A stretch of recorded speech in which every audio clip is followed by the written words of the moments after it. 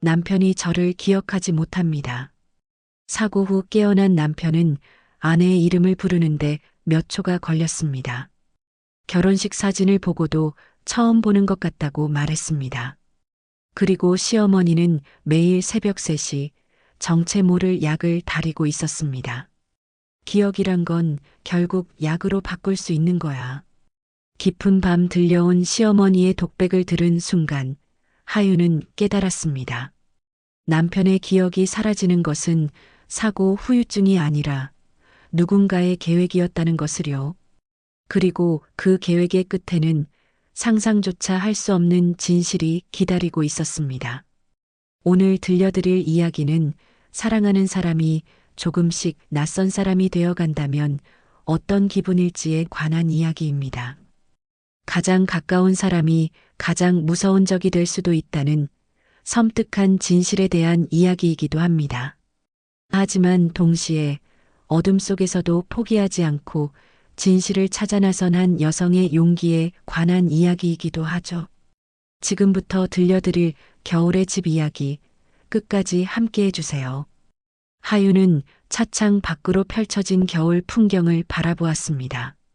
앙상한 나무가지들이 흰 눈을 이고 있었고 하늘은 잿빛으로 무겁게 드리워져 있었어요. 조수석에 앉은 남편 도연은 고개를 창밖으로 기울인 채 아무 말도 하지 않았습니다. 평소라면 이 정도 거리를 오는 동안 라디오를 틀고 커피 한잔 하자며 휴게소에 들렀을 텐데요. 지금의 도연은 마치 다른 사람처럼 조용했습니다. 여보, 괜찮아요? 하윤이 조심스럽게 물었지만 도연은 고개만 천천히 끄덕였어요. 대답조차 귀찮다는 듯한 그 반응에 하윤의 가슴 한쪽이 무너져 내렸습니다. 한 달 전까지만 해도 그는 회사 프레젠테이션 준비로 바쁜 남편이었습니다. 새벽에 일어나 커피를 내리며 오늘 중요한 회의가 있어라고 말하던 사람이었어요. 하지만 그날 저녁 전화 한 통이 모든 것을 바꿔놓았죠. 교통사고였습니다. 시내대로에서 화물차와 충돌한 도연의 차는 앞부분이 완전히 찌그러져 있었어요. 응급실로 달려간 하윤이 본 것은 온몸에 붕대를 감고 의식 없이 누워있는 남편의 모습이었습니다. 의사는 냉정한 목소리로 말했어요. 뇌에 충격이 있었습니다. 한동안 혼수 상태가 이어질 수 있어요. 그 말대로 도연은 한 달간 눈을 뜨지 못했습니다. 하유는 매일 병실을 지켰어요. 손을 잡고 이야기를 들려주고 때로는 그저 숨소리만 듣고 있었습니다. 그러던 어느 날 도연이 눈을 떴어요. 하지만 그의 눈빛은 낯설었습니다. 여기가 어디죠? 도연은 천천히 고개를 돌리며 물었어요. 하유는 반가움에 눈물을 흘리며 대답했습니다. 병원이에요. 여보, 나야. 하윤이야. 하윤. 도연은 그 이름을 몇 번 되뇌더니 고개를 끄덕였어요. 하지만 뭔가 확신하지 못하는 표정이었습니다. 의사는 일부 기억이 손상되었을 수 있다고 조심스럽게 말했어요. 회복하면서 돌아올 거라고 걱정하지 말라고 했지만 하윤의 불안은 사라지지 않았습니다. 그리고 지금 그들은 시어머니의 집으로 가고 있었어요. 조용한 곳에서 요양하는 게 좋겠어요. 시어머니 윤정이는 전화로 그렇게 말했습니다. 목소리는 여전히 부드럽고 다정했어요.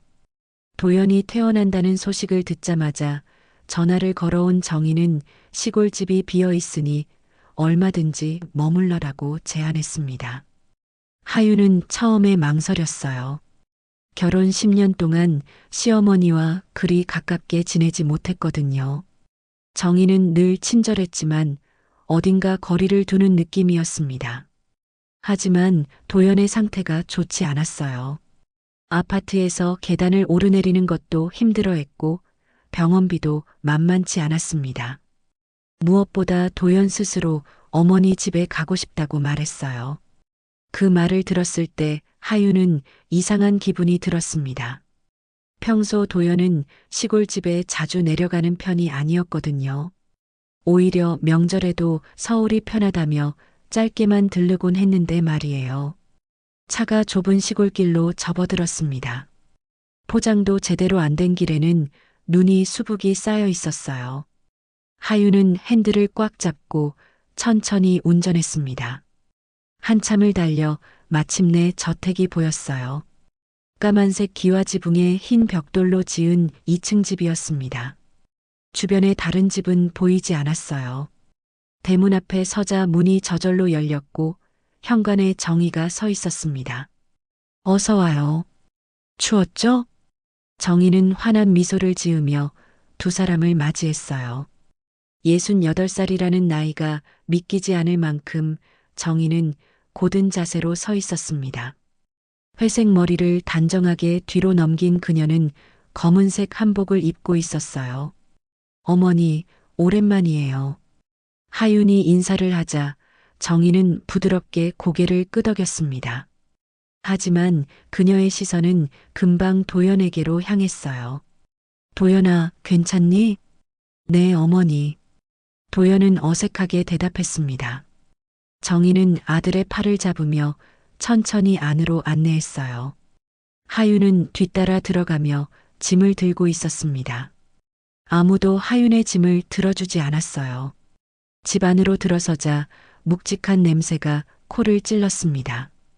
오래된 벽지에서 나는 곰팡이 냄새와 한약 냄새가 뒤섞여 있었어요. 하윤은 순간 숨이 막혔지만 내색하지 않으려 애썼습니다. 2층 안쪽 방을 준비했어요. 햇볕도 잘 들고 조용해요. 정희는 계단을 천천히 올라가며 말했어요. 2층 복도는 어두웠습니다. 좁은 창문으로만 빛이 들어왔어요. 정희가 문을 열자 커다란 방이 나타났습니다. 침대와 옷장, 작은 책상이 놓여 있었어요. 벽에는 낡은 액자가 몇 개 걸려 있었습니다. 여기서 푹 쉬세요. 도연이가 좋아하던 방이에요. 정희는 그렇게 말하고는 문을 닫고 나갔어요. 하윤은 창문을 열어 환기를 시키려 했지만 창문이 굳어서 열리지 않았습니다. 할 수 없이 그냥 두고 짐을 정리하기 시작했어요. 도연은 침대에 앉아 멍하니 벽을 바라보고 있었습니다. 하윤이 다가가 어깨를 두드렸어요. 여보, 괜찮아요? 어머니 말대로 여기서 좀 쉬면 나아질 거예요. 응. 도연은 짧게 대답하고는 다시 고개를 떨구었어요. 하윤은 가슴이 답답했습니다. 예전에 도연은 어디로 간 걸까요? 농담도 잘하고 주말이면 함께 영화 보러 가자고 졸랐던 그 사람은요. 저녁 6시 정희가 식사를 준비했다고 불렀습니다. 하윤과 도연은 1층 거실로 내려갔어요. 식탁에는 한정식이 차려져 있었습니다. 나물, 생선구이, 된장찌개가 김이 모락모락 올라오고 있었어요. 많이 먹어요. 도연이가 기운을 차려야 해요. 정희는 계속해서 도연의 그릇에 반찬을 올려주었습니다. 하윤은 조용히 밥을 먹었어요. 식탁 위 분위기는 이상하게 무거웠습니다. 식사 후 정희는 작은 한지 봉투를 꺼냈어요. 도연아, 이 약은 매일 먹어야 해. 내가 직접 지은 거야. 기억력 회복에 좋아. 네, 어머니. 도연은 고분고분하게 약을 받아 물과 함께 삼켰습니다.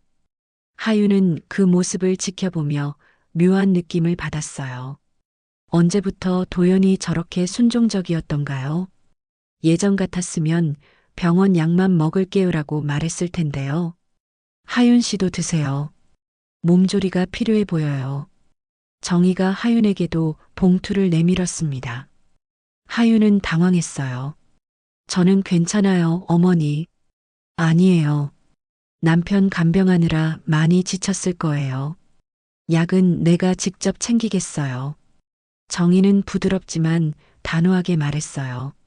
하윤은 거절하기 어려운 분위기에 어쩔 수 없이 약을 받았습니다. 쓴맛이 입안 가득 퍼졌어요. 그날 밤 하윤은 침대에 누워 잠을 청했지만 쉽게 잠들지 못했습니다. 창밖으로 눈발이 날리고 있었어요. 옆에 누운 도연은 금방 잠들었는지 고른 숨소리를 내고 있었습니다. 새벽 3시쯤이었을까요? 하윤은 이상한 소리에 잠에서 깼어요. 똑똑똑. 규칙적인 소리가 아래층에서 들려왔습니다. 귀를 기울이자 물 끓는 소리도 섞여 있었어요. 약탕기였습니다. 하윤은 조용히 일어나 문을 열었어요. 복도는 칠흑같이 어두웠습니다.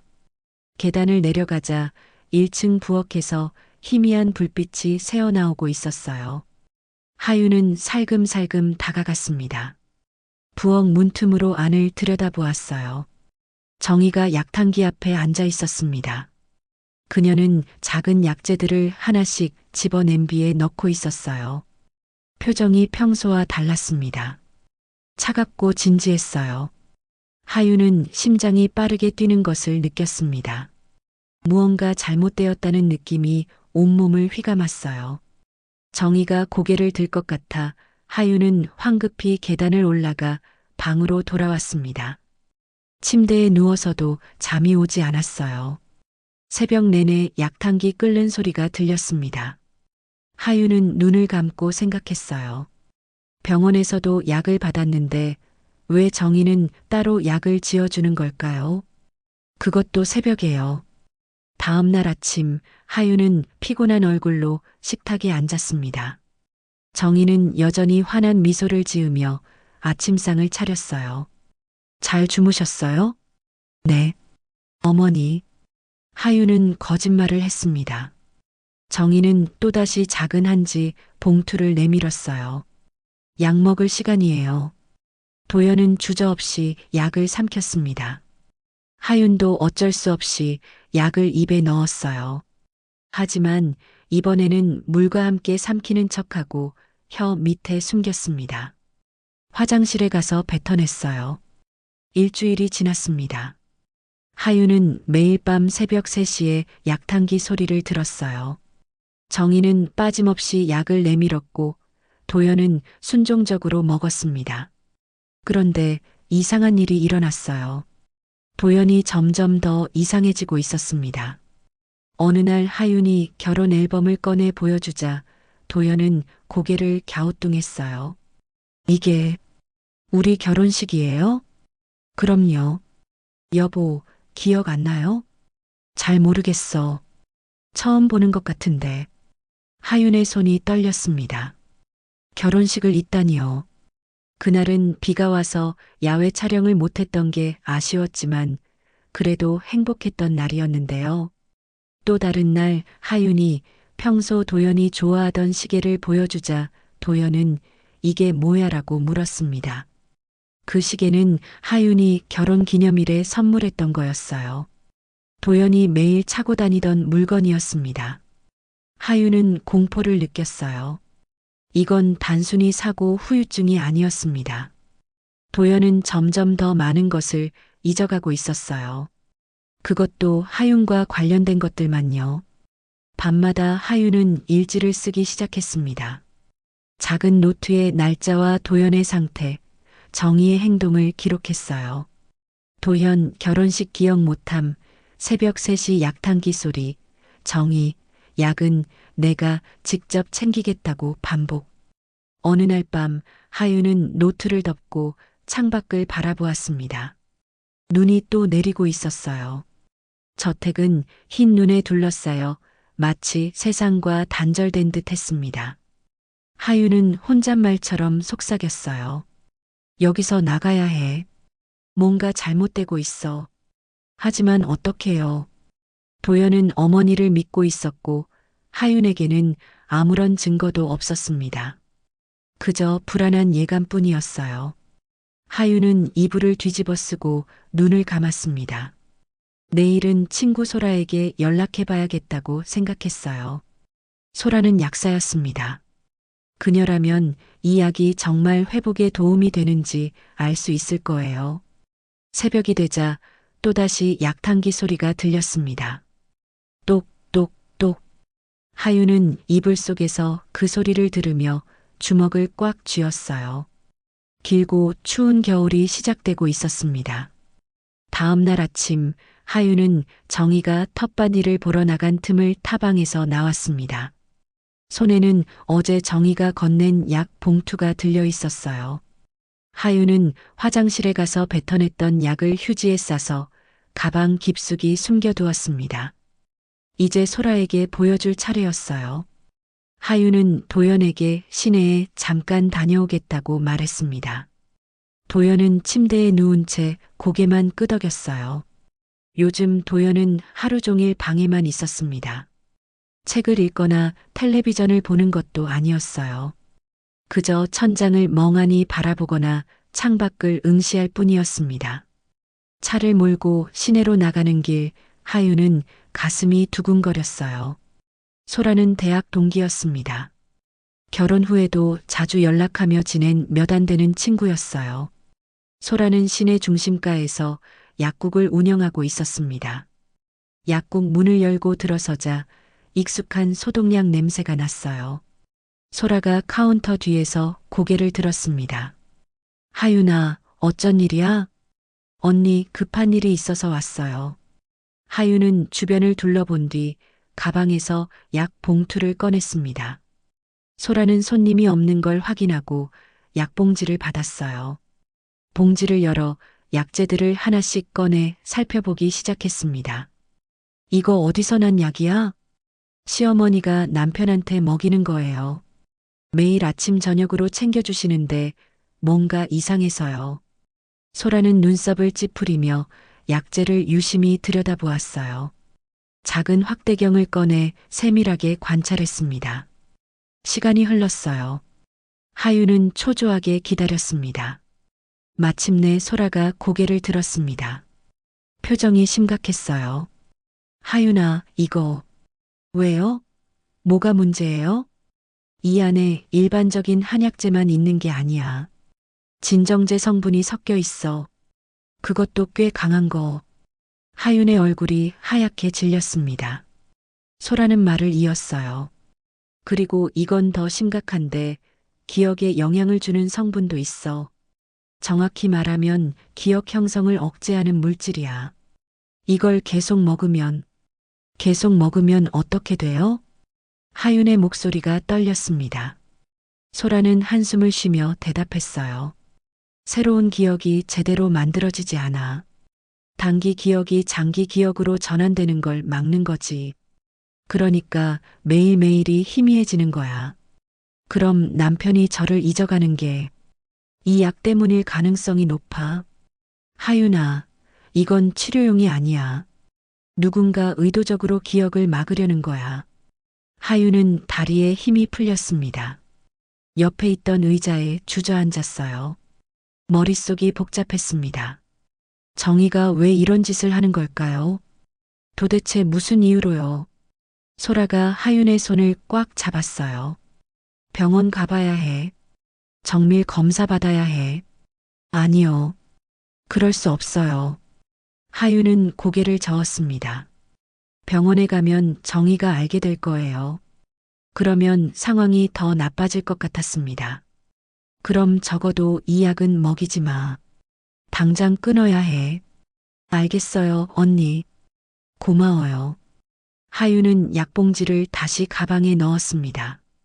소라는 걱정스러운 눈빛으로 하윤을 바라보았어요. 하윤아, 조심해.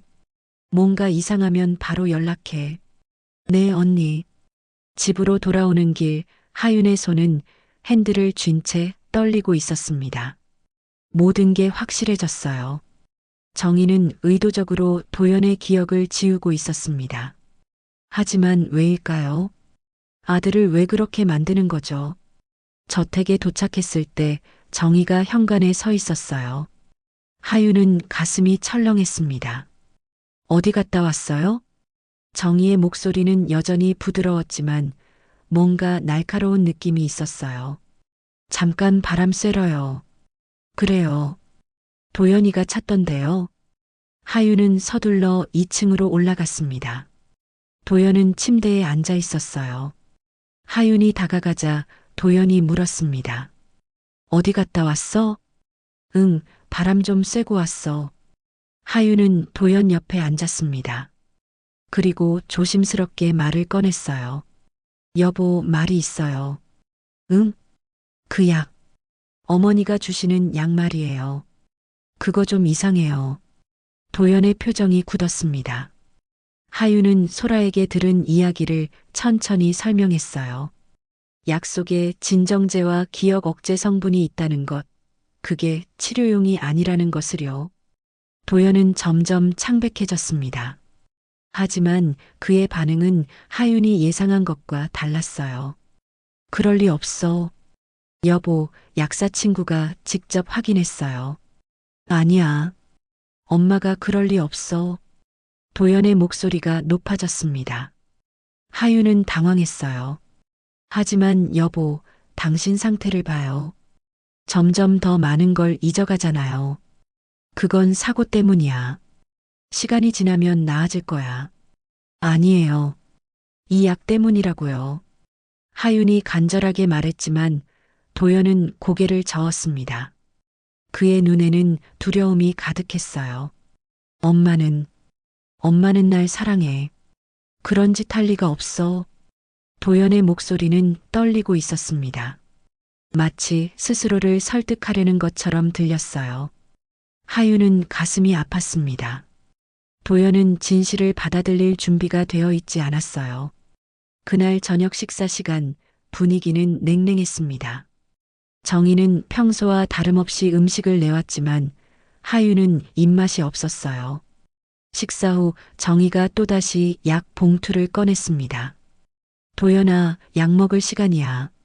도연은 잠깐 망설이더니 약을 받았어요. 하윤은 그 모습을 보며 말하고 싶었습니다. 먹지 말라고, 그건 독약이라고요. 하지만 입이 떨어지지 않았어요. 도연이 믿어주지 않는데 무슨 소용이 있을까요? 그날 밤부터 하윤의 상황은 더 나빠졌습니다. 다음 날 아침 정희가 하윤을 따로 불렀어요. 서재였습니다. 책장이 빼곡한 방 안에서 정희는 하윤을 바라보았습니다.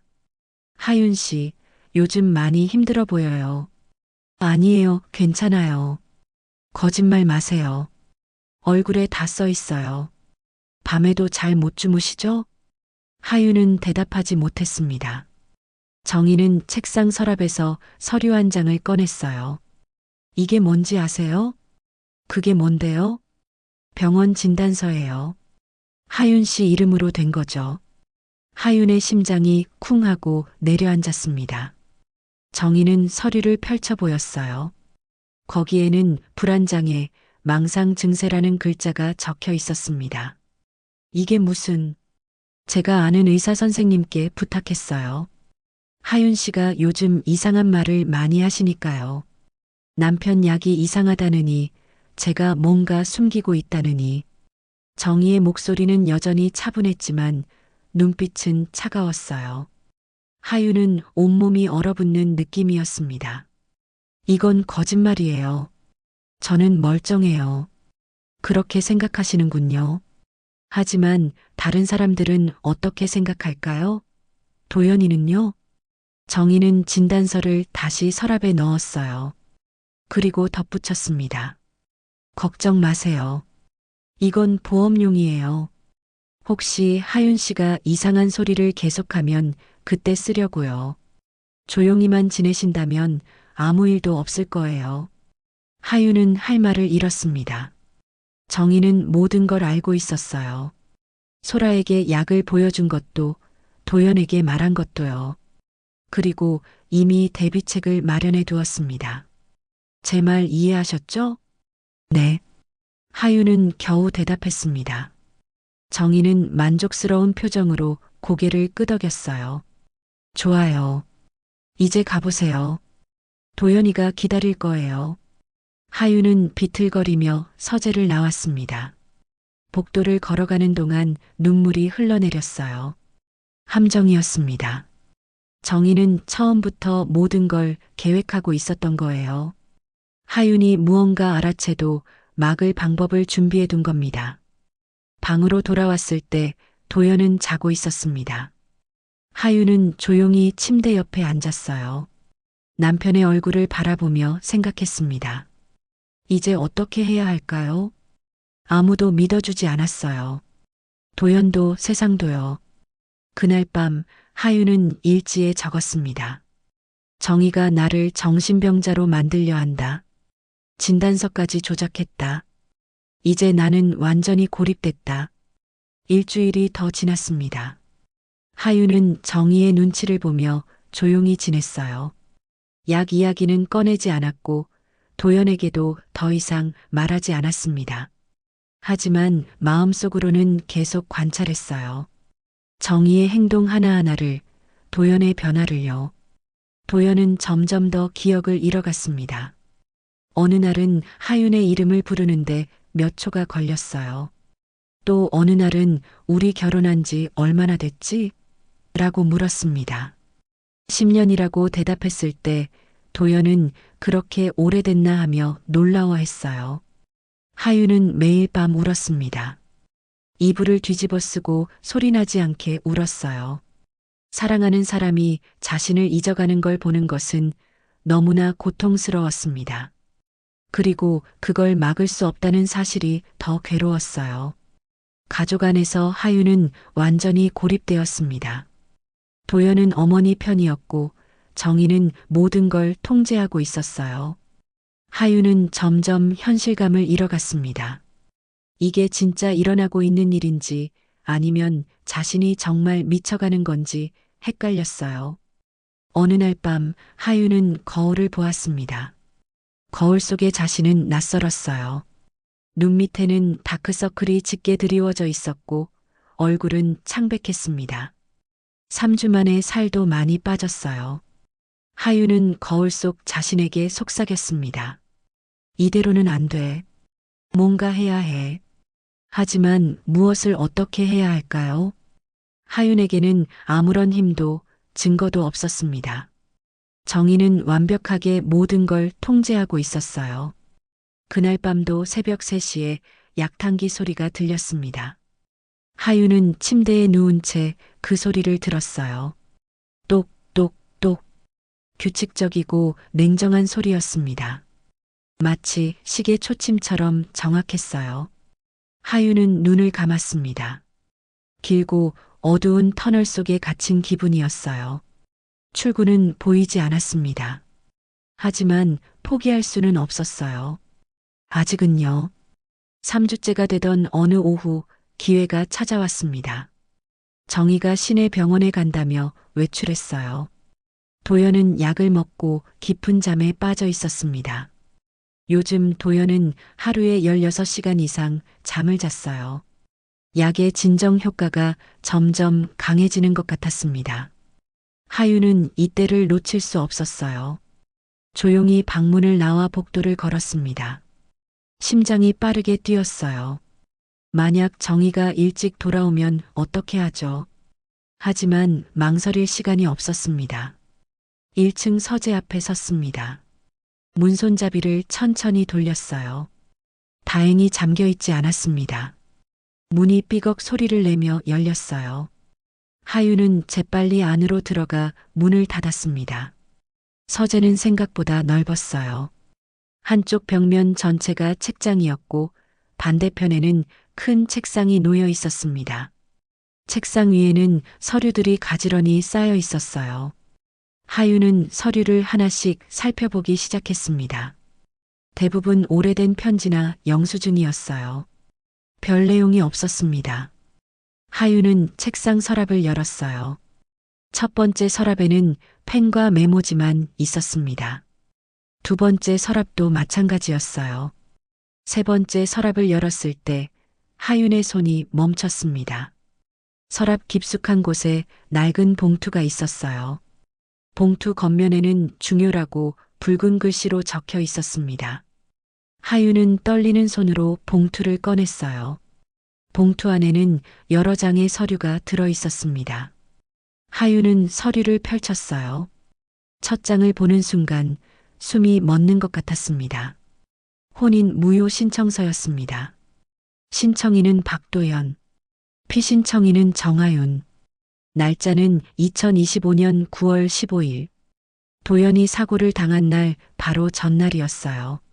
서류에는 도연의 서명이 또렷하게 적혀 있었습니다. 하윤의 손이 떨렸습니다. 혼인 무효라니요. 도연이 결혼을 무효로 만들려고 했던 거예요. 왜일까요? 무슨 일이 있었던 걸까요? 하윤은 다음 서류를 펼쳤습니다. 이번에는 유언장이었어요. 역시 날짜는 9월 15일이었습니다. 하윤은 글을 읽기 시작했어요. 나 박도연은 본 유언장을 통해 다음과 같이 유언한다. 나의 모든 재산은 어머니 윤정희에게 상속한다. 배우자 정하윤에게는 어떠한 재산도 상속하지 않는다. 글자 하나하나가 하윤의 가슴을 찔렀습니다. 도연이 모든 재산을 정희에게 상속한다고요. 10년을 함께 산 아내에게는 아무것도 주지 않겠다고요. 하윤은 서류를 내려놓고 벽에 기댔습니다. 다리에 힘이 풀렸어요. 머릿속이 복잡했습니다. 사고 전날 도연에게 무슨 일이 있었던 걸까요? 왜 갑자기 이런 서류들을 준비한 거죠? 하윤은 심호흡을 하고 다시 서류를 집었어요. 증거를 확보해야 했습니다. 가방에서 휴대폰을 꺼내 서류를 사진으로 찍었어요. 한 장 한 장 꼼꼼하게 찍었습니다. 혼인 무효 신청서, 유언장 모두요. 사진을 다 찍고 나서 하윤은 서류를 다시 봉투에 넣었습니다. 그리고 서랍 깊숙이 원래 있던 자리에 놓았어요. 흔적을 남기면 안 됐습니다. 서재를 나와 복도를 지나는데 갑자기 현관문 여는 소리가 들렸습니다. 하윤은 깜짝 놀라 재빨리 계단을 올라갔어요. 숨이 가팠습니다.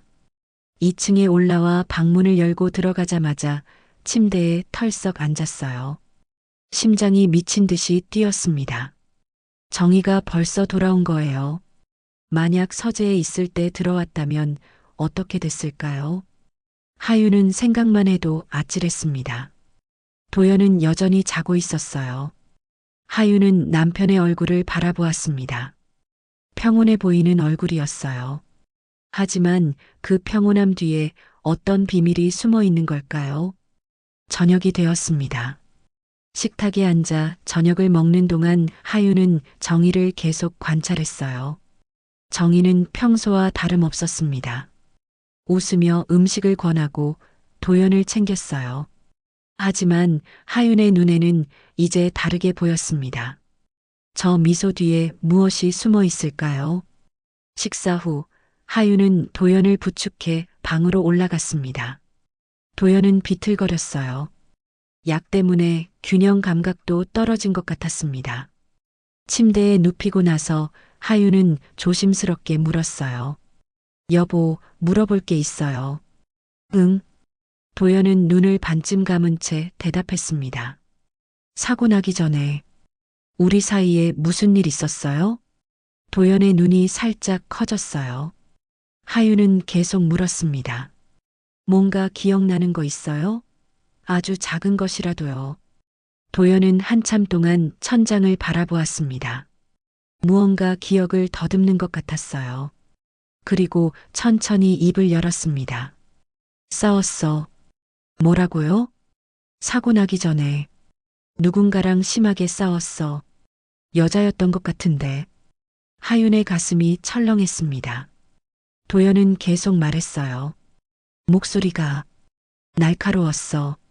뭔가 화가 많이 난 것 같았어.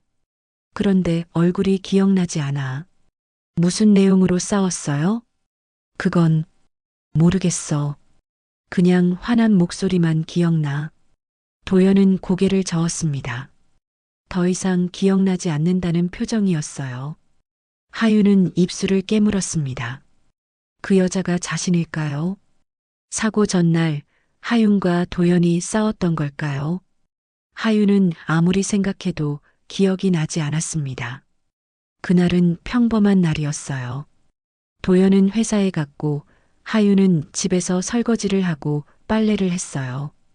저녁에 도연이 돌아왔을 때도 별일 없었습니다. 아니면 하윤이 모르는 사이에 도연이 다른 누군가와 싸운 걸까요? 하지만 그게 누구죠? 하윤은 혼란스러웠습니다. 혼인 무효 서류, 유언장, 그리고 사고 전날의 싸움. 모든 게 연결되어 있는 것 같았지만 퍼즐 조각이 맞지 않았어요. 여보, 그 여자가 혹시... 하윤이 말을 꺼내려는 순간 도연이 눈을 감았습니다. 잠들어 버린 거예요. 하윤은 한숨을 쉬었습니다. 더 물어볼 수가 없었어요. 그날 밤 하윤은 침대에 누워 휴대폰을 꺼냈습니다. 서재에서 찍은 사진들을 하나씩 확대해서 봤어요.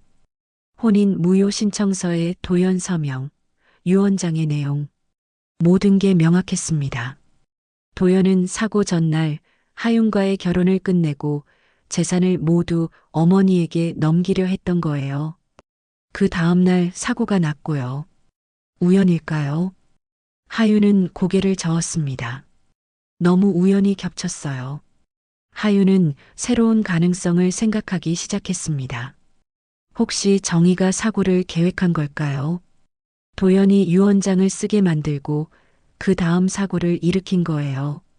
그리고 지금은 약으로 도연의 기억을 지우고 있는 거죠. 하지만 왜일까요? 정희는 이미 유언장을 받았잖아요. 그런데 왜 도연의 기억을 지워야 하는 거죠? 하윤은 다시 생각했습니다.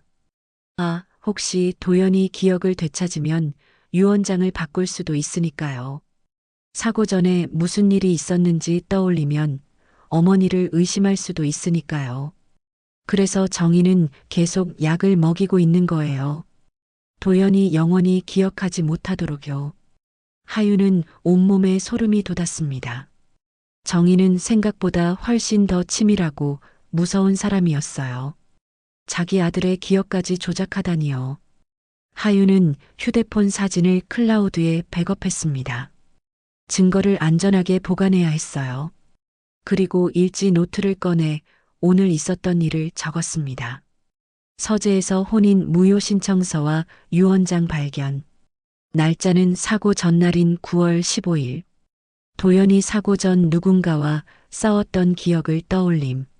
여자였다고 함. 모든 게 계획된 것 같음. 글을 쓰는 동안 손이 떨렸습니다.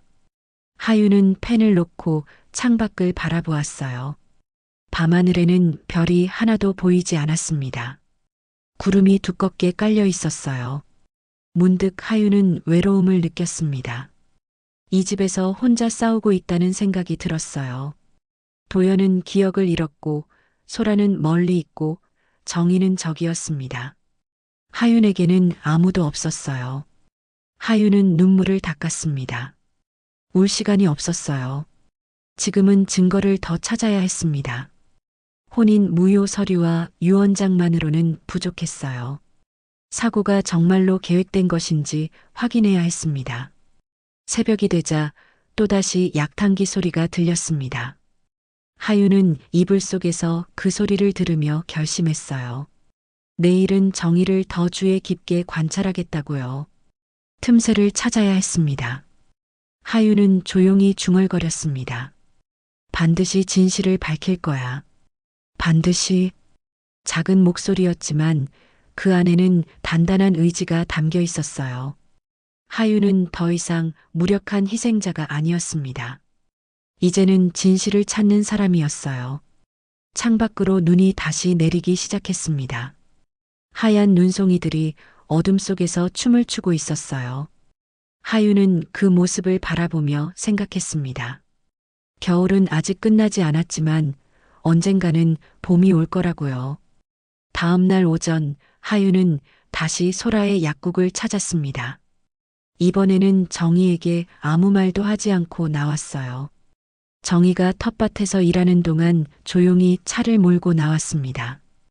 뒤를 돌아볼 때마다 누군가 따라오는 것 같은 기분이 들었어요. 약국 문을 열자 소라가 놀란 표정으로 하윤을 맞이했습니다. 하윤아, 무슨 일이야? 얼굴이 왜 그래? 하윤은 거울을 본 지 오래됐지만 자신의 얼굴이 어떤지 알 수 있었어요. 눈 밑 다크서클, 야윈 볼, 창백한 입술. 지난 며칠간 제대로 먹지도 자지도 못했으니까요. 언니, 큰일 났어요. 얘기 좀 들어줘요. 소라는 약국 문에 잠깐 쉬겠다는 팻말을 걸고 하윤을 안쪽 상담실로 데려갔습니다. 조용한 공간이었어요. 하윤은 가방에서 휴대폰을 꺼내 사진들을 보여줬습니다. 이게 뭐야? 혼인 무효 신청서예요. 그리고 유언장이고요. 소라는 화면을 확대해서 꼼꼼히 읽었어요. 표정이 점점 굳어졌습니다. 날짜가 사고 전날이네. 네. 남편이 사고 나기 하루 전에 이 서류들을 준비했어요. 모든 재산을 시어머니한테 상속한다고 적혀 있어요. 소라는 휴대폰을 내려놓고 하윤의 손을 잡았습니다. 따뜻한 온기가 전해졌어요. 하윤아, 이거 심각해. 이건 단순한 가족 문제가 아니야. 저도 알아요. 그래서 언니를 찾아온 거예요. 혼자서는 못하겠어요. 소라는 잠시 생각하더니 고개를 끄덕였어요. 알았어. 내가 도와줄게. 그런데 우리한테 필요한 건 더 확실한 증거야. 증거요? 응. 지금 있는 건 정황상 의심스럽긴 하지만 법적으로 윤정이를 고발하기엔 부족해. 우리는 그녀가 실제로 범죄를 저질렀다는 걸 증명해야 해. 하윤은 고개를 끄덕였습니다. 소라가 말을 이었어요. 사실 나도 지난 며칠간 조사를 좀 했어. 윤정이에 대해서. 정말요? 응. 내가 마지막으로 다녀간 후에 계속 신경 쓰였거든. 그래서 옛날 기록들을 좀 뒤져봤어. 소라는 책상 서랍을 열고 파일 하나를 꺼냈습니다. 노란색 파일 표지에는 윤정이라는 이름이 적혀 있었어요. 윤정이가 15년 전에 시내에서 한의원을 운영했다는 거 알아? 아니요. 처음 들어요. 나도 몰랐어. 그런데 보건소 기록을 찾아보니까 나오더라고. 청산한 의원이라는 곳이었어. 소라는 파일을 펼쳤습니다. 안에는 오래된 신문 기사 복사본과 의료 기록이 들어 있었어요. 이 한의원에서 환자 2명이 사망했어. 둘 다 의문사였어. 하윤의 심장이 빠르게 뛰기 시작했습니다. 소라는 신문 기사를 가리키며 설명했어요. 첫 번째 환자는 49살 남자였어. 불면증 치료를 받다가 갑자기 심장마비로 사망했어. 두 번째는 56살 여자. 건망증 치료를 받았는데 어느 날 집에서 쓰러진 채 발견됐지. 그 사람들이 받은 치료가 기억이랑 관련된 치료였어. 둘 다. 하윤은 숨이 막혔습니다. 소라가 계속 말했어요. 당시에 경찰이 조사를 했지만 증거 부족으로 사건이 종결됐어. 윤정이는 혐의 없음으로 풀려났고 한의원은 자진 폐업했지. 그럼 진짜로 정희 씨가 확실하진 않아. 하지만 패턴이 똑같아. 기억 관련 치료, 의문스러운 사망, 그리고 증거 불충분. 지금 내 남편한테 하는 짓이랑 비슷하잖아. 하윤은 파일을 들여다보았습니다. 신문 기사 속 사진에는 한의원 건물이 보였어요. 낡은 2층 집이었습니다. 어딘가 지금 정희가 사는 저택과 비슷한 느낌이었어요. 언니, 우리 어떻게 해야 해요? 소라는 잠시 생각했습니다. 그리고 결심한 듯 말했어요. 윤정이의 약 폐기 기록을 확인해야 해. 한의원 시절 기록들이 아직 보관되어 있을 거야. 만약 거기서 불법 약물이나 위험한 조제 기록을 찾으면 과거 사건들과 연결할 수 있어. 그런데 그 기록을 어떻게 구해요? 보건소 약물 폐기장에 가면 옛날 기록이 있어.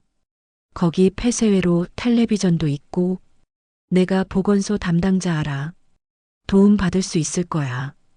하윤은 희망을 느꼈습니다. 드디어 정의를 막을 방법을 찾은 것 같았어요. 언니 고마워요. 정말로. 괜찮아. 우리 친군데 당연한 거지. 그리고 하윤아, 이건 내 문제만이 아니야. 윤정이가 정말로 과거에 사람을 해쳤다면 다시는 그런 일이 일어나면 안 되잖아. 소라는 파일을 가방에 넣으며 말했어요. 오늘 오후에 보건소 가볼게.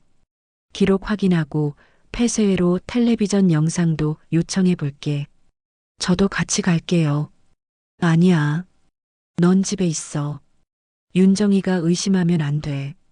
내가 혼자 다녀올게. 하유는 망설였지만 소라 말이 맞았어요. 정의가 눈치채면 모든 게 끝이었습니다. 알겠어요. 조심하세요, 언니. 응, 걱정 마. 내가 전화할게. 두 사람은 약국 밖에서 헤어졌습니다. 하유는 차에 올라타 집으로 돌아왔어요. 가슴속에는 희망과 불안이 뒤섞여 있었습니다. 소라가 무사히 증거를 찾아올 수 있을까요? 집에 도착하니 정희가 현관에 서 있었어요. 하유는 가슴이 철렁했습니다. 어디 갔다 왔어요? 장 보러 다녀왔어요. 하유는 서둘러 대답했습니다. 정희는 하윤의 손을 살폈어요. 손에는 아무것도 들려있지 않았습니다. 장을 봤는데 손이 비었네요. 아, 그게 필요한 게 없어서 그냥 왔어요. 정희는 의미심장한 미소를 지었습니다. 하윤은 등골이 오싹했어요. 정희가 알고 있는 걸까요? 하윤이 어디 갔다 왔는지요. 그래요. 들어가요.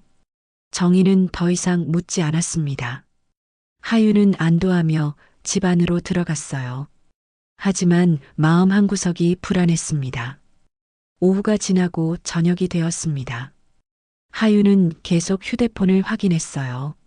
소라에게서 연락이 오기를 기다렸습니다. 하지만 아무 소식이 없었어요. 6시, 7시, 8시. 시간이 흘렀지만 소라는 연락하지 않았습니다. 하윤은 점점 초조해졌어요. 보건소 방문이 그렇게 오래 걸릴 리 없었습니다. 9시가 되었을 때 하윤은 소라에게 전화를 걸었어요.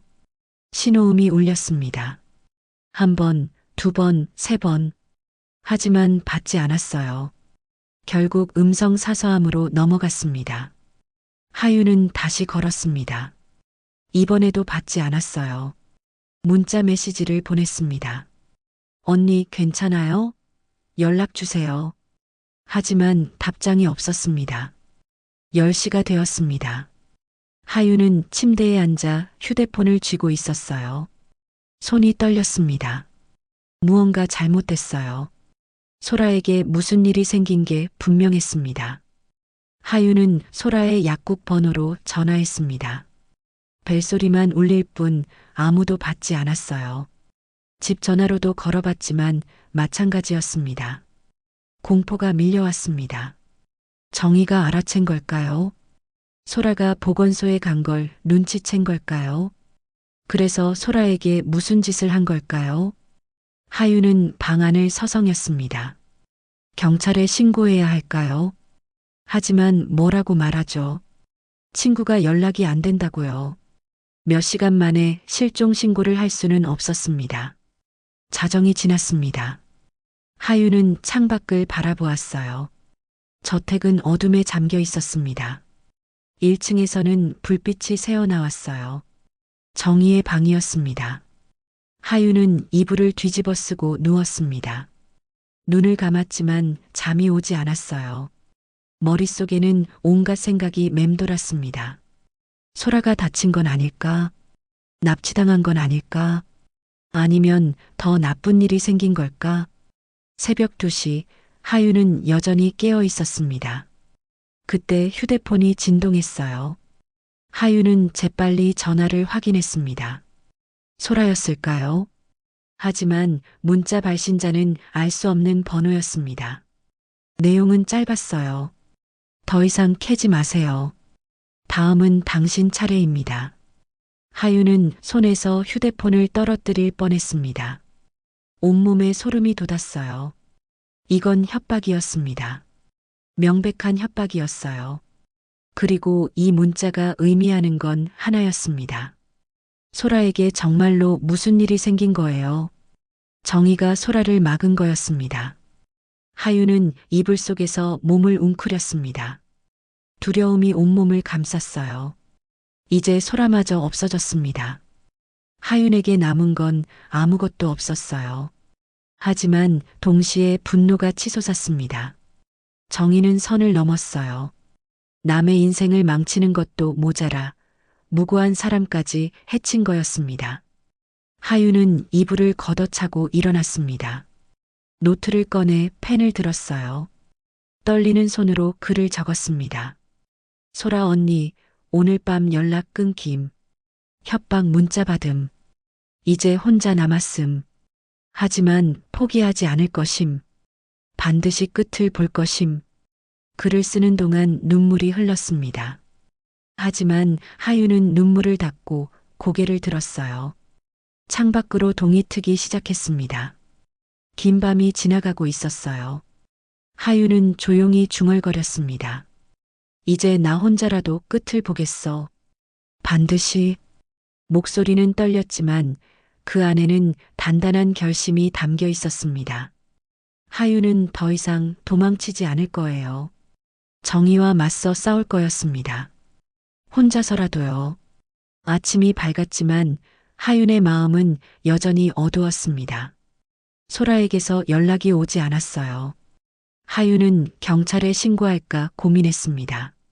하지만 망설여졌어요. 협박 문자를 받은 걸 경찰에 말하면 정의가 알게 될 거예요. 그러면 상황이 더 나빠질 것 같았습니다. 하윤은 결심했습니다. 직접 진실을 밝혀내기로요. 소라가 어디 있는지, 정의가 무엇을 숨기고 있는지 알아내야 했어요. 오전 10시 정의가 외출했습니다. 장을 보러 간다고 했어요. 적어도 2시간은 걸릴 거였습니다. 하유는 이 시간을 놓치지 않았어요. 도연은 여전히 잠들어 있었습니다.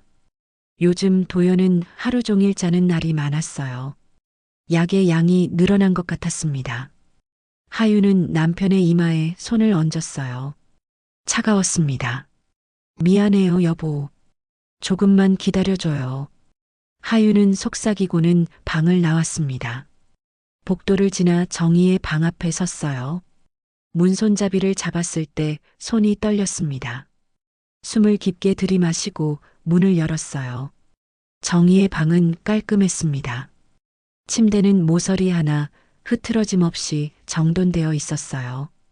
옷장도 닫혀 있었고 책상 위에는 아무것도 놓여 있지 않았습니다. 너무 깔끔해서 오히려 이상했어요. 마치 누군가 일부러 증거를 숨긴 것 같았습니다. 하유는 책상 서랍부터 뒤지기 시작했어요. 첫 번째 서랍에는 약 봉투들이 가득했습니다. 모두 한약재였어요. 두 번째 서랍에는 오래된 수첩이 있었습니다. 펼쳐보니 한자로 가득 적혀 있었어요. 약 조제 기록 같았지만 하유는 한자를 잘 읽지 못했습니다. 세 번째 서랍을 열었을 때였습니다. 하윤의 심장이 멈추는 것 같았어요. 서랍 구석에 작은 물건들이 놓여 있었습니다. 명찰 하나와 핸드폰 케이스였어요. 하윤은 떨리는 손으로 명찰을 집었습니다. 플라스틱 명찰에는 이름이 새겨져 있었어요. 한소라 약사. 소라의 것이었습니다. 분명했어요. 핸드폰 케이스도 소라의 것이었습니다. 보라색 케이스에 고양이 그림이 그려져 있었어요. 소라가 늘 차고 다니던 거였습니다. 하유는 그걸 수없이 봤어요. 하유는 그 자리에 주저앉았습니다. 다리에 힘이 풀렸어요. 소라의 물건이 왜 여기 있는 거죠? 정의가 어떻게 이걸 가지고 있는 거예요? 대답은 하나뿐이었습니다. 정의가 소라를 만났어요.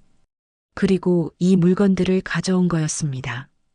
그게 의미하는 건 뭘까요?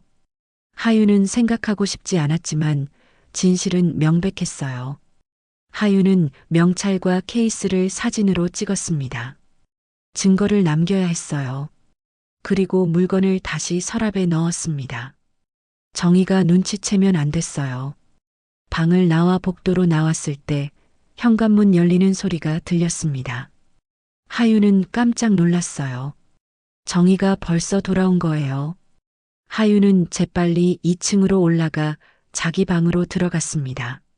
문을 닫고 가슴을 쓸어내렸어요. 심장이 터질 것처럼 뛰었습니다.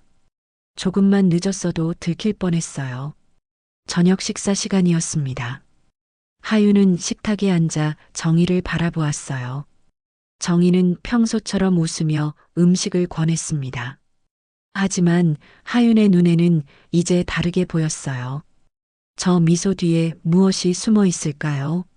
식사를 마친 후 정희가 말을 꺼냈습니다. 하윤 씨, 요즘 우울해 보여요. 아니에요. 괜찮아요. 거짓말 마세요. 얼굴에 다 쓰여 있어요. 혹시 친구분 생각하시는 건가요? 하윤은 숨이 멎는 것 같았습니다. 정희가 소라를 언급했어요. 직접적으로요. 무슨 말씀이세요? 약사 친구분 있잖아요. 한소라 씨, 요즘 연락 안 되죠? 정희의 목소리는 부드러웠지만 눈빛은 차갑게 빛났어요. 하유는 온몸이 얼어붙었습니다. 어떻게? 제가 다 알아요. 하윤 씨가 그분한테 약을 보여준 것도 저에 대해 조사하려 한 것도요. 정희는 천천히 자리에서 일어났습니다. 하윤에게 다가왔어요. 하윤은 뒤로 물러섰지만 벽에 막혔습니다. 사람은 자기 일에 집중해야 해요. 남의 일에 참견하면 안 돼요. 정희는 하윤의 어깨에 손을 얹었습니다. 차가운 손이었어요. 하윤은 숨을 참았습니다. 한소라 씨는 지금 안전한 곳에 있어요. 걱정 마세요. 하윤 씨가 말 잘 들으면 그분도 무사할 거예요. 소라 언니한테 뭐 한 거예요? 하윤이 떨리는 목소리로 물었습니다. 정희는 미소를 지었어요. 아무것도 안 했어요. 그냥 조용히 쉬고 있을 뿐이에요. 하윤 씨만 얌전히 있으면 아무 일도 안 생겨요. 정희는 손을 떼고 부엌으로 돌아갔습니다. 하윤은 그 자리에 서서 떨고 있었어요. 정희는 모든 걸 알고 있었습니다. 그리고 소라를 어딘가에 가둬둔 거예요. 하윤은 방으로 돌아와 문을 잠갔습니다. 침대에 앉아 머리를 감싸 쥐었어요. 어떻게 해야 할까요? 경찰에 신고해야 할까요? 하지만 증거가 없었어요. 명찰과 케이스만으로는 부족했습니다. 하윤은 결심했습니다. 증거를 만들어야 해요. 정희가 범죄를 저지르는 장면을 직접 잡아야 했습니다. 다음 날 하윤은 시내 전자상가로 갔습니다. 작은 가게에 들어가 점원에게 물었어요. 소형 카메라 있어요? 아주 작은 거요. 몰래 카메라 말씀이세요? 네, 집에 도둑이 들어서요. 증거를 잡고 싶어요. 점원은 고개를 끄덕이고 여러 종류의 카메라를 보여줬습니다. 하윤은 가장 작은 걸 골랐어요. 단추만 한 크기였습니다. 배터리는 이틀간 지속됐어요. 이거 2개 주세요. 하윤은 카메라를 샀습니다. 집으로 돌아와 사용법을 익혔어요. 생각보다 간단했습니다. 버튼 하나만 누르면 녹화가 시작됐어요. 그날 밤 정희가 잠든 후 하윤은 조용히 1층으로 내려갔습니다. 서재로 들어가 책장 뒤에 카메라 하나를 숨겼어요. 책등 사이에 끼워 넣었습니다. 눈에 띄지 않았어요. 다음으로 부엌으로 갔습니다. 약탕기가 있는 곳이었어요. 선반 위 작은 항아리 뒤에 카메라를 숨겼습니다. 여기서 약탕기가 보였어요. 카메라 설치를 마치고 방으로 돌아왔습니다. 하윤은 가슴이 두근거렸어요. 이제 정희의 행동이 모두 녹화될 거예요. 증거를 잡을 수 있을 거였습니다. 이틀이 지났습니다. 하윤은 정희가 외출한 틈을 타 카메라를 회수했어요. 방으로 가져와 노트북에 연결했습니다. 영상을 재생하기 시작했어요. 처음에는 별 내용이 없었습니다. 정희가 서재에 들어와 책을 읽는 모습, 차를 마시는 모습, 평범한 일상이었어요. 하지만 새벽 3시가 되자 달라졌습니다. 부엌 카메라가 정희를 잡았어요. 정희는 약탕기 앞에 앉아 있었습니다. 여러 약재를 꺼내 냄비에 넣기 시작했어요. 하유는 화면을 확대했습니다. 정희의 입이 움직이고 있었어요. 무언가 중얼거리고 있었습니다. 하유는 볼륨을 높였어요. 기억이란 건 결국 약으로 바꿀 수 있는 거야. 정희의 목소리였습니다. 차갑고 냉정한 목소리였어요. 하유는 소름이 돋았습니다. 정희는 계속 말했어요. 다 내 계획대로 돼가고 있어. 도연이는 점점 아무것도 기억 못하게 될 거야. 그럼 모든 재산은 내 거야. 화면 속 정희는 웃고 있었습니다. 만족스러운 표정이었어요. 하유는 손으로 입을 막았습니다. 토할 것 같았어요. 영상은 계속 이어졌습니다. 정희가 약을 조제하는 장면, 봉투에 담는 장면, 모두 녹화되어 있었어요. 그리고 마지막에 정희가 말했습니다. 한소라도 잘 처리했어. 이제 방해꾼은 없어. 하유는 영상을 멈췄습니다. 숨이 막혔어요. 이제 확실해졌습니다. 정희는 모든 걸 계획했어요. 도연의 기억을 지우고 재산을 빼앗고 소라를 해친 거였습니다. 하유는 영상 파일을 클라우드에 백업했습니다. 그리고 여러 개의 복사본을 만들었어요. 이 증거를 잃어버리면 안 됐습니다. 노트북을 닫고 창밖을 바라보았습니다. 밤하늘에는 별이 빛나고 있었어요. 오랜만에 맑은 밤이었습니다. 하유는 노트를 펼쳐 적었습니다. 증거 확보 완료. 정희가 모든 걸 계획했다는 증거를 잡았음. 이제 경찰에 넘길 차례. 하지만 소라 언니를 먼저 찾아야 함. 하유는 펜을 놓고 깊게 숨을 들이마셨어요. 이제 거의 다 왔습니다. 진실이 밝혀질 날이 가까워지고 있었어요. 하지만 가장 어려운 부분이 남아 있었습니다. 소라를 찾는 일이었어요. 정희는 소라를 어디에 숨긴 걸까요? 이 넓은 저택 어딘가에 있을까요? 아니면 다른 곳일까요? 하유는 결심했습니다. 내일부터 집을 샅샅이 뒤져보기로요. 창고, 다락, 지하실, 모든 곳을 확인해야 했습니다. 잠들기 전 하유는 작은 목소리로 말했습니다. 조금만 기다려요, 소라 언니. 곧 찾을게요. 그날 밤 하유는 오랜만에 깊이 잠들었습니다. 악몽을 꾸지 않았어요. 대신 꿈속에서 소라가 웃고 있었습니다. 하윤에게 손을 흔들며 잘하고 있어라고 말하는 것 같았어요. 하윤은 그 꿈을 안고 잠들었습니다. 내일은 새로운 시작이 될 거예요. 진실을 밝히고 소라를 구하고 정의를 막을 거였습니다. 반드시요. 증거를 확보한 후 사흘이 지났습니다. 하윤은 새로운 계획을 실행하기로 결심했어요. 이제는 수동적으로 당하기만 할 수 없었습니다. 정의를 함정에 빠뜨려야 했어요. 계획의 첫 단계는 도연의 약을 바꾸는 거였습니다. 하윤은 시내 약국에서 비타민을 샀어요.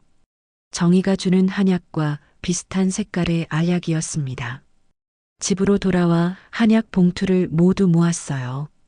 정의가 미리 준비해둔 일주일치 약이었습니다. 하윤은 조심스럽게 봉투를 열었어요. 안에 든 한약을 버리고 대신 비타민을 넣었습니다. 봉투를 다시 밀봉했어요. 눈으로 봐서는 구별할 수 없었습니다. 다음 날 아침 정희가 평소처럼 약을 내밀었습니다. 하윤은 긴장했지만 표정을 관리했어요. 도연이 약을 받아 물과 함께 삼켰습니다. 정희는 아무것도 눈치채지 못했어요. 첫날은 변화가 없었습니다. 도연은 여전히 잠을 많이 잤어요. 하지만 이틀째부터 달라지기 시작했습니다. 도연이 오후에 일어나 거실로 내려왔어요. 일주일 만에 처음이었습니다. 여보, 괜찮아요? 하윤이 놀라서 물었습니다. 도연은 고개를 끄덕였어요. 응, 오늘은 좀 개운한 것 같아. 도연의 목소리가 예전보다 또렷했습니다. 하윤은 가슴이 뛰었어요. 비타민으로 바꾼 게 효과를 보고 있었습니다. 사흘째, 도연은 아침 일찍 일어났습니다. 식탁에 앉아 스스로 밥을 먹었어요. 정희는 그 모습을 보며 미간을 찌푸렸습니다. 도연아, 몸 상태가 어때? 좋아요, 어머니. 요즘 머리가 맑아지는 것 같아요. 정희의 표정이 굳었어요. 하윤은 그 모습을 놓치지 않았습니다. 정희는 당황하고 있었어요. 약을 먹는데도 도연이 회복되고 있었으니까요. 그래, 그럼 약을 조금 바꿔야겠구나. 정희는 그렇게 말하고는 부엌으로 들어갔습니다. 하윤은 속으로 미소 지었어요. 계획대로였습니다. 나흘째 도연은 산책을 하자고 말했습니다. 하윤은 기뻤어요. 한 달 만에 도연이 먼저 밖에 나가자고 한 거였습니다. 두 사람은 저택 주변을 천천히 걸었어요. 눈이 녹기 시작한 길이었습니다. 하윤아, 응? 내가 많이 이상했지? 도연이 조심스럽게 물었습니다. 하윤은 도연의 손을 잡았어요. 아니에요. 사고 후유증이었을 뿐이에요. 근데 이상한 게 최근 일이 잘 기억나지 않아. 마치 안개 속에 있었던 것 같아. 하윤은 가슴이 아팠습니다. 도연은 정희가 약으로 지워버린 시간을 느끼고 있었어요. 천천히 나아질 거예요. 걱정 마요. 산책에서 돌아오자 정희가 현관에서 기다리고 있었습니다. 표정이 좋지 않았어요. 도연아, 약 시간이야. 오늘은 새로 지은 약을 먹어야 해. 정희는 새 봉투를 내밀었습니다. 하윤은 긴장했어요. 정희가 약을 더 강하게 만든 게 분명했습니다. 어머니, 저는 괜찮아요. 약 안 먹어도 될 것 같아요. 도연이 거절했습니다. 하윤은 깜짝 놀랐어요. 도연이 처음으로 정희의 말을 거부한 거였습니다. 정희의 얼굴이 굳었어요. 도연아, 약은 꼭 먹어야 해. 이건 내 건강을 위한 거야.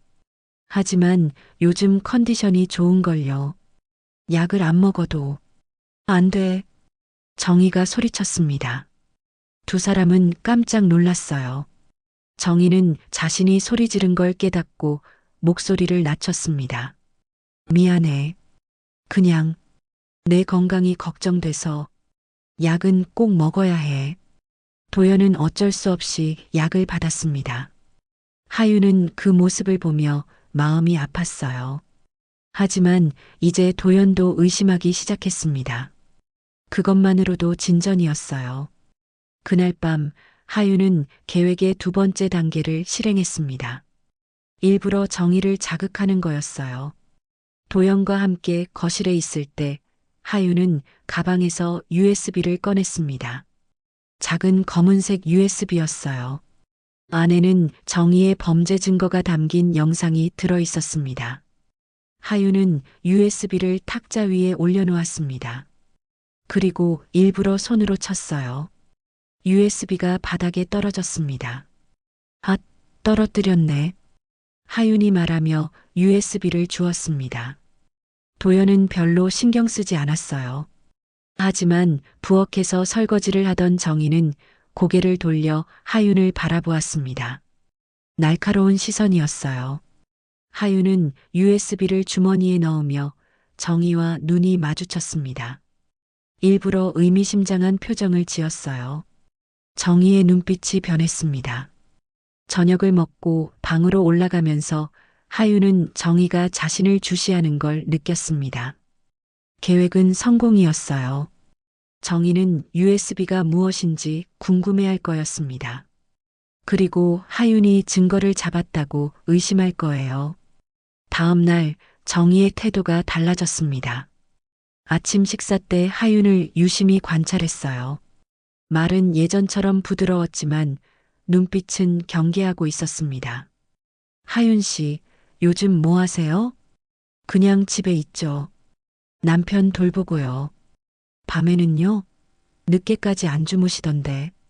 그냥 잠이 안 와서요. 정희는 더 이상 묻지 않았습니다. 하지만 하윤을 주시하는 눈빛은 계속됐어요. 오후에 정희가 외출했습니다. 하윤은 기회를 놓치지 않았어요. 카메라를 확인하러 갔습니다. 서재의 카메라는 그대로 있었지만 부엌 카메라가 없어져 있었어요. 정희가 찾아낸 거였습니다. 하윤은 당황했지만 곧 침착해졌어요. 서재 카메라는 아직 살아 있었습니다. 그걸로도 충분했어요. 저녁이 되자 이상한 일이 벌어졌습니다. 정희가 하윤을 서재로 불렀어요. 하윤 씨, 잠깐 얘기 좀 해요. 하윤은 서재로 들어갔습니다. 정희는 책상에 앉아 있었어요. 앞에는 서류가 놓여 있었습니다. 이게 뭔지 아세요? 하윤이 서류를 보니 병원 진단서였습니다. 하윤의 이름으로 된 거였어요. 급성 불안장애, 망상증, 환각 증세라고 적혀 있었습니다. 이건 거짓말이에요. 맞아요. 거짓말이죠. 정희는 차갑게 웃었어요. 하지만 이 서류는 진짜예요. 제가 아는 의사가 만들어줬거든요. 필요하면 언제든 쓸 수 있어요. 하윤은 온몸이 얼어붙었습니다. 정희는 계속 말했어요. 하윤 씨가 이상한 행동을 하면 이 진단서를 제출할 거예요. 그럼 아무도 하윤 씨 말을 믿지 않겠죠. USB에 뭐가 들었든 정신병자의 증거라고 생각할 거예요. 정희는 자리에서 일어나 하윤에게 다가왔습니다. 얼굴을 가까이 대며 속삭였어요. 조용히 지내세요. 그럼 아무 일도 없을 거예요. 하윤은 떨렸지만 겉으로는 침착한 척했습니다. 정희가 방을 나간 후 하윤은 책장을 바라보았어요. 카메라가 숨어 있는 곳이었습니다. 정희는 자신이 함정에 빠졌다는 걸 몰랐어요. 방금 전 대화가 모두 녹화됐습니다. 진단서 조작, 협박, 모든 게 증거로 남았어요. 하윤은 방으로 돌아와 노트북을 켰습니다. 카메라를 원격으로 조종할 수 있었어요. 오늘 녹화된 영상을 확인했습니다. 정희가 진단서를 보여주며 협박하는 장면이 선명하게 담겨 있었어요. 하윤은 파일을 저장하고 여러 곳에 백업했습니다. 이제 증거가 충분했어요. 정희의 범죄를 증명할 수 있었습니다. 다음 날부터 정희는 더 노골적으로 움직이기 시작했습니다. 하윤의 방을 몰래 뒤지는 모습이 복도 카메라에 잡혔어요. 하윤의 가방을 뒤지고 노트를 찾으려는 모습이었습니다. 하윤은 일부러 노트를 침대 밑에 숨겨두었어요. 찾기 쉬운 곳에요. 정희가 발견하도록 유도한 거였습니다. 노트 안에는 증거 확보 완료, 곧 경찰 신고 예정이라고 적혀 있었어요. 정희가 노트를 읽는 모습이 카메라에 담겼습니다. 그녀의 표정은 일그러져 있었어요. 분노와 당황이 뒤섞인 얼굴이었습니다. 그날 저녁 정희는 하윤에게 차를 권했습니다. 하윤 씨, 피곤해 보여요. 차 한잔 하세요. 하윤은 차를 받았지만 마시지 않았어요. 정희가 자리를 뜬 사이 화분에 부었습니다. 틀림없이 약이 들어 있었을 거예요. 이틀 후 정희는 또 다른 서류를 만들었습니다. 이번에는 하윤이 자해를 시도했다는 허위 보고서였어요. 하지만 그 모든 과정이 카메라에 녹화됐습니다. 정희가 서류를 조작하고 가짜 증거를 만드는 장면이요. 일주일이 지났습니다. 하윤은 충분한 증거를 모았어요. 정희의 범죄 독백, 약 조제 장면, 협박, 서류 조작, 모든 게 영상에 담겨 있었습니다. 이제 마지막 단계만 남았습니다. 모든 걸 세상에 드러낼 시간이었어요. 하윤은 노트에 적었습니다. 모든 준비 완료. 정희는 완벽하게 덫에 걸렸음. 이제 진실을 밝힐 차례. 하윤은 창밖을 바라보았습니다. 봄이 가까워지고 있었어요. 눈이 녹고 땅이 드러나기 시작했습니다. 긴 겨울이 끝나가고 있었어요. 하윤은 휴대폰을 들었습니다. 경찰서 번호를 찾았어요. 하지만 아직 전화하지 않았습니다. 한 가지가 더 남아 있었어요. 정의를 직접 대면해야 했습니다. 모든 증거를 들이대며 그녀가 저지른 일을 인정하게 만들어야 했어요. 그래야 완벽했습니다. 하윤은 깊게 숨을 들이마셨습니다. 긴장됐지만 두렵지는 않았어요. 이제 하윤이 주도권을 쥐고 있었으니까요. 내일은 결전의 날이 될 거였습니다. 그날 아침 정희가 하윤을 불렀습니다. 하윤 씨, 오늘 저녁에 특별한 식사를 준비하려고 해요. 무슨 일인데요? 도연이가 많이 좋아졌잖아요. 이제 거의 회복된 것 같아요. 그걸 축하하는 자리를 만들고 싶어요. 정희는 웃고 있었지만 눈빛은 차가웠어요. 하윤은 그 의미를 알았습니다. 정희는 마지막 결판을 내려는 거였어요. 도연이 완전히 회복되기 전에 뭔가 조치를 취하려는 거였습니다. 좋아요. 제가 도와드릴게요. 하윤은 차분하게 대답했습니다. 이건 기회였어요. 완벽한 무대였습니다. 오후 내내 하윤은 준비에 바빴습니다. 먼저 거실 텔레비전을 확인했어요. 큰 화면이었습니다. USB를 연결할 수 있었어요. 하윤은 리모컨을 주머니에 넣었습니다. 그리고 녹화된 영상들을 하나의 파일로 편집했어요. 정희가 약을 조제하는 장면, 독백하는 장면, 협박하는 장면, 모든 결정적 증거를 순서대로 배치했습니다. 재생 시간은 15분이었어요. 하윤은 파일을 USB에 저장했습니다. 그리고 만약을 대비해 백업 USB도 준비했어요. 실수가 있어서는 안 됐습니다. 오후 5시 하윤은 경찰서에 전화했습니다. 조용한 목소리로 말했어요. 신고하려고 합니다. 오늘 저녁 8시쯤 증거와 함께 범인을 확보할 예정이에요. 무슨 사건인가요?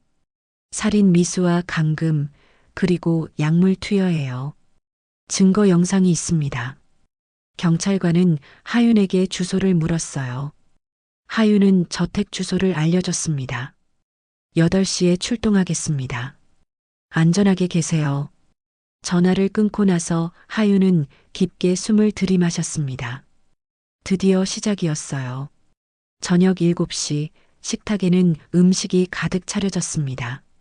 정희가 정성껏 준비한 한정식이었어요. 불고기, 잡채, 나물들이 김이 모락모락 올라오고 있었습니다. 하윤은 거실 텔레비전에 USB를 꽂았어요. 정희가 부엌에서 일하는 동안이었습니다. USB를 연결하고 대기 화면으로 설정했어요. 리모컨만 누르면 바로 재생될 거였습니다. 하윤 씨, 뭐 하세요? 정희가 갑자기 나타났습니다. 하윤은 놀라지 않았어요. 침착하게 대답했습니다. 아무것도 아니에요. 그냥 텔레비전 채널 확인하는 거예요. 정희는 의심스러운 눈빛으로 하윤을 바라보았습니다. 하지만 더 이상 묻지 않았어요. 7시 30분, 도연이 깔끔하게 차려입고 내려왔습니다. 머리도 빗고 면도도 했어요. 오랜만에 보는 단정한 모습이었습니다. 와, 음식이 정말 많네요. 도연은 감탄하며 식탁에 앉았어요. 정희는 만족스러운 표정을 지었습니다. 오늘은 특별한 날이니까 많이 먹어. 세 사람이 식탁에 둘러앉았습니다. 하윤은 정희 맞은편에 앉았어요. 도연은 가운데에 앉았습니다. 이상하게 무거운 분위기였어요. 마치 폭풍 전야 같았습니다. 식사가 시작됐습니다. 정희가 도연의 접시에 고기를 올려주었어요. 도연아, 많이 먹어. 이제 건강해졌으니까 더 잘 먹어야지. 네, 어머니. 도연은 고기를 먹었습니다. 정희는 계속 음식을 권했어요. 하지만 하윤에게는 아무것도 주지 않았습니다. 마치 하윤이 없는 것처럼 행동했어요. 식사가 절반쯤 진행됐을 때 정희가 갑자기 일어났습니다. 아, 깜빡했네. 후식을 준비해야지. 정희는 부엌으로 들어갔어요. 하윤은 리모컨을 만졌습니다. 주머니 속에 있었어요. 아직은 아니었습니다. 조금만 더 기다려야 했어요. 정희가 과일을 들고 돌아왔습니다. 사과와 배를 예쁘게 깎아 접시에 담았어요. 식탁에 놓으며 말했습니다. 오늘은 정말 좋은 날이네요. 도연이가 회복됐고 우리 가족이 다 모였고 그러게요, 어머니. 도연이 웃으며 대답했습니다. 하윤은 아무 말도 하지 않았어요. 정희는 하윤을 흘끗 보더니 과일을 먹기 시작했습니다. 시간이 흘렀습니다. 7시 50분이었어요. 하윤은 시계를 확인했습니다. 경찰이 곧 도착할 시간이었어요. 정희가 자리에서 일어나 하윤 옆으로 왔습니다. 접시를 치우는 척하면서 하윤의 귀에 속삭였어요. 넌 이제 쓸모없어. 목소리는 낮았지만 차가웠습니다. 얼음처럼 차가운 목소리였어요. 하윤은 온몸에 소름이 돋았습니다. 하지만 표정은 변하지 않았어요. 정희는 다시 자리로 돌아갔습니다. 도연은 아무것도 눈치채지 못했어요. 정희가 말했습니다. 자, 이제 저녁도 다 먹었으니 차나 한잔 할까요? 좋아요, 어머니. 도연이 대답하려는 순간 하윤이 말했습니다. 잠깐만요. 하윤은 자리에서 일어났어요. 주머니에서 리모컨을 꺼냈습니다. 정희의 표정이 굳었어요. 하윤 씨, 뭐 하는 거예요? 보여드릴 게 있어요. 두 분 다. 하윤은 거실 텔레비전을 가리켰습니다. 큰 화면이 벽에 걸려 있었어요. 정희의 얼굴이 창백해졌습니다. 하윤 씨, 그만. 안 돼요. 이건 꼭 봐야 해요. 하윤은 리모컨 버튼을 눌렀습니다. 텔레비전이 켜졌어요. 화면에 영상이 재생되기 시작했습니다. 첫 장면은 정희가 부엌에서 약을 조제하는 모습이었어요. 새벽 3시였습니다. 정희는 여러 약재를 섞고 있었어요. 그리고 중얼거렸습니다. 기억이란 건 결국 약으로 바꿀 수 있는 거야. 도연이 화면을 바라보았습니다. 표정이 굳어졌어요. 정희는 자리에서 일어나려 했지만 하윤이 막았습니다. 앉아 계세요. 아직 끝나지 않았어요. 영상이 계속 이어졌습니다. 정희의 독백이 들렸어요. 다 내 계획대로 돼가고 있어. 도연이는 점점 아무것도 기억 못하게 될 거야. 그럼 모든 재산은 내 거야. 도연의 얼굴이 하얗게 질렸습니다. 그는 어머니를 바라보았어요. 어머니, 이게 무슨... 도연아, 저건 조작이야. 저 여자가 만든 거야. 정희가 소리쳤습니다. 하지만 영상은 멈추지 않았어요. 다음 장면이 나왔습니다. 정희가 서재에서 하윤을 협박하는 장면이었어요. 하윤 씨가 이상한 행동을 하면 이 진단서를 제출할 거예요. 그럼 아무도 하윤 씨 말을 믿지 않겠죠. 화면 속 정희는 가짜 진단서를 흔들고 있었습니다. 도연은 숨을 헐떡였어요. 믿을 수 없다는 표정이었습니다. 한소라도 잘 처리했어. 이제 방해꾼은 없어. 정희의 목소리가 스피커를 통해 울려 퍼졌습니다. 도연은 의자를 붙잡고 있었어요. 손이 떨리고 있었습니다. 영상이 끝났습니다. 거실은 정적에 휩싸였어요. 아무도 말하지 않았습니다. 시계가 째깍째깍 소리를 냈어요. 마침내 도연이 입을 열었습니다. 목소리가 떨렸어요. 어머니, 이게 사실이에요? 정희는 대답하지 않았습니다. 그저 하윤을 노려볼 뿐이었어요. 눈빛에는 분노가 가득했습니다. 어머니, 대답해 주세요. 제게 정말 그런 약을 먹인 거예요? 도연아, 그건... 정희가 말을 시작하려는 순간 도연이 주먹으로 식탁을 쳤습니다. 접시들이 덜컥 소리를 냈어요. 대답하라고요. 도연의 목소리가 거실에 울렸습니다. 정희는 당황한 표정을 지었어요. 처음 보는 모습이었습니다.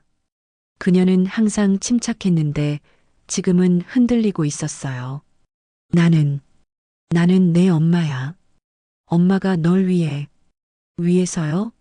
절 위해서 기억을 지웠다고요? 제 인생을 망쳤다고요? 도연은 의자에서 일어났습니다. 비틀거렸어요. 하윤이 재빨리 부축했습니다. 도연은 하윤을 바라보았어요. 눈에는 눈물이 고여 있었습니다. 미안해요, 여보. 내가 몰랐어요. 괜찮아요. 이제 알았잖아요. 그때 현관문이 열렸습니다. 경찰들이 들어왔어요. 3명이었습니다. 하윤이 신고한 대로 정확히 8시에 도착한 거였어요. 신고받고 왔습니다. 박도연 씨 댁 맞나요? 네, 맞아요. 하윤이 대답했습니다. 경찰은 상황을 파악했어요. 텔레비전 화면, 식탁, 그리고 3사람의 표정을요. 신고 내용이 살인 미수와 감금, 약물 투여라고 되어 있는데요. 네, 증거가 있습니다. 하윤은 USB를 경찰에게 건넸어요. 그리고 휴대폰에 저장된 사진들도 보여줬습니다. 혼인 무효 신청서, 유언장, 소라의 명찰과 케이스 사진. 모든 증거였어요. 경찰은 정희에게 다가갔습니다. 윤정희 씨, 동행해야겠습니다. 조사받으러 가시죠. 정희는 자리에서 일어났습니다. 표정이 싸늘했어요. 마지막으로 하윤을 바라보았습니다. 영리하더군요. 내가 졌어요. 이건 게임이 아니었어요. 사람의 인생이었어요. 하윤은 차갑게 대답했습니다. 경찰이 정희의 손에 수갑을 채웠어요. 정희는 저항하지 않았습니다. 조용히 경찰을 따라 나갔어요. 문이 닫혔습니다. 거실에는 하윤과 도연만 남았어요. 도연은 소파에 주저앉았습니다. 두 손으로 얼굴을 가렸어요. 어깨가 떨렸습니다. 하윤은 옆에 앉아 도연의 등을 쓰다듬었어요. 아무 말도 하지 않았습니다. 그저 곁에 있어줄 뿐이었어요. 한참이 지나 도연이 고개를 들었습니다. 눈이 빨갛게 충혈되어 있었어요. 내가 당신한테 너무 미안해요. 아니에요. 아니야. 난 당신을 믿지 않았어. 엄마를 믿었어.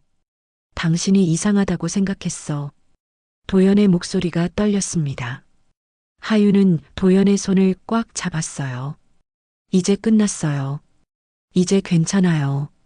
소라 씨는 어떻게 됐어요? 하윤은 고개를 저었습니다. 아직 모른다고 경찰이 찾을 거라고 말했어요. 밤이 깊어갔습니다.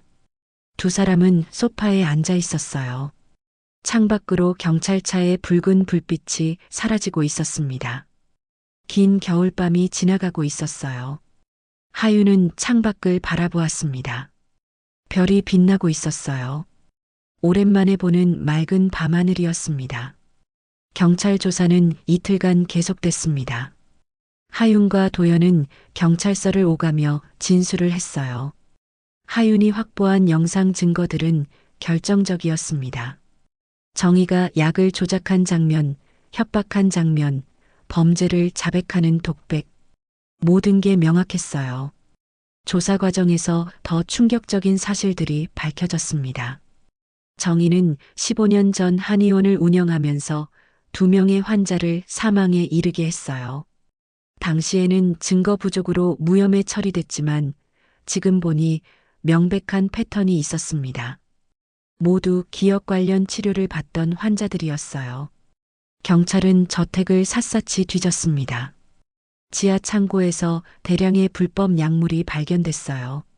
수면제, 기억 억제제, 환각제. 정희가 10년 넘게 모아온 것들이었습니다. 그리고 사흘째 되던 날 하윤이 가장 두려워하던 소식이 전해졌습니다. 경찰서에서 전화가 왔어요. 하윤은 떨리는 손으로 전화를 받았습니다. 정하윤 씨, 한소라 씨를 찾았습니다. 하윤의 심장이 멎는 것 같았어요. 목소리가 떨렸습니다. 어디, 어디서 찾았어요? 저택에서 30km 떨어진 폐가였습니다. 윤정희 씨 소유의 건물이었어요. 하윤은 숨을 참았습니다. 경찰의 다음 말을 기다렸어요. 유감스럽지만 한소라 씨는 이미 사망한 상태였습니다. 전화기가 손에서 떨어질 뻔했습니다. 하윤은 벽에 기대 주저앉았어요. 눈물이 쏟아졌습니다. 언제 돌아가신 거예요? 부검 결과 일주일 전쯤으로 추정됩니다. 약물 과다 투여가 사인이었습니다. 하윤은 더 이상 말을 할 수 없었어요. 전화를 끊고 바닥에 앉아 울었습니다. 소라가 죽었어요. 하윤을 도우려다가 진실을 밝히려다가 목숨을 잃은 거였습니다. 도연이 달려와 하윤을 안았어요. 아무 말도 하지 않았습니다. 그저 꽉 안아줄 뿐이었어요. 하윤은 도연의 품에서 한참을 울었습니다. 장례식은 일주일 후에 치러졌습니다. 작은 장례식장이었어요. 소라의 가족들이 왔고 약국 단골 손님들도 많이 왔습니다. 하윤은 영정사진 앞에 서서 소라를 바라보았어요. 사진 속 소라는 환하게 웃고 있었습니다. 언니 미안해요. 제가 언니를 지키지 못했어요. 하윤은 눈물을 흘리며 속삭였습니다. 꽃을 올리고 절을 했어요. 마음이 너무 아팠습니다. 장례식이 끝난 후 하윤은 소라의 약국을 찾았습니다. 문은 잠겨 있었어요. 창문으로 안을 들여다보니 카운터가 텅 비어 있었습니다. 소라가 없는 약국은 너무나 쓸쓸해 보였어요. 한 달이 지났습니다. 정의의 재판이 시작됐어요. 검사는 살인, 살인 미수, 감금, 약물 투여, 문서 조작 등 여러 혐의로 기소했습니다. 증거가 확실했기에 재판은 빠르게 진행됐어요. 하윤은 법정에 증인으로 섰습니다. 판사 앞에서 지난 2달간의 일을 진술했어요. 정의는 피고인석에 앉아 하윤을 바라보고 있었습니다. 표정은 무표정했어요. 후회도 미안함도 보이지 않았습니다. 피고인 할 말 있습니까? 판사가 물었습니다. 정의는 천천히 일어났어요. 저는 제 아들을 지키려고 했을 뿐입니다. 아들을 지키기 위해 며느리를 괴롭히고 친구를 죽였단 말입니까? 그들이 방해했습니다. 제 계획을. 정의는 말을 멈췄습니다. 자신이 무슨 말을 했는지 깨달은 것 같았어요. 하지만 이미 늦었습니다. 법정은 정적에 휩싸였어요. 판결은 2개월 후에 나왔습니다. 정의는 무기징역을 선고받았어요. 살인, 살인 미수, 그리고 수많은 범죄들. 법정을 나가는 정의의 뒷모습은 초라했습니다. 하윤은 법정 밖에서 깊게 숨을 들이마셨어요. 이제 진짜로 끝났습니다. 긴 악몽이 마침내 끝난 거예요. 하지만 도연의 상태는 좋지 않았습니다. 재판이 끝난 후 도연은 심한 우울증에 빠졌어요. 기억은 점차 돌아왔지만 그 기억들이 고통스러웠습니다. 어머니가 자신을 이용했다는 사실, 아내를 의심했다는 죄책감, 소라의 죽음. 모든 게 도연을 짓눌렀어요. 여보, 내가 너무 죄송해요. 도연은 매일 하윤에게 사과했습니다. 하윤은 괜찮다고 이제 다 지난 일이라고 말했지만 도연은 자신을 용서하지 못했어요. 결국 도연은 전문적인 도움이 필요하다는 진단을 받았습니다. 정신과 의사는 재활 치료를 권했어요.